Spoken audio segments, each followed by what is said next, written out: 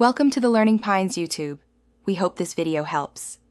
In this video, I will show how to make tuna Indian style, easy method.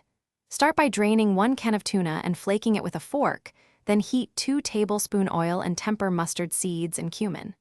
Sauté chopped onion, garlic, and ginger until soft, add spices and tomatoes, then mix in tuna and simmer briefly.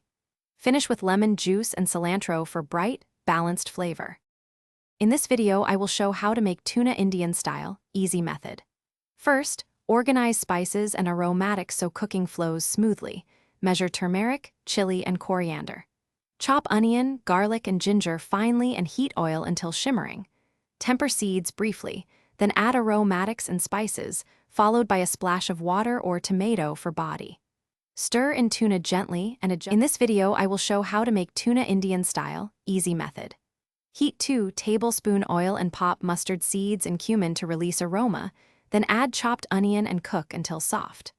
Stir in turmeric, chili, and coriander, add chopped tomato or a splash of water to make a quick masala, then fold in flaked tuna and warm through. Finish with lemon juice and chopped cilantro for brightness. Thanks for watching. Consider subscribing if we helped you.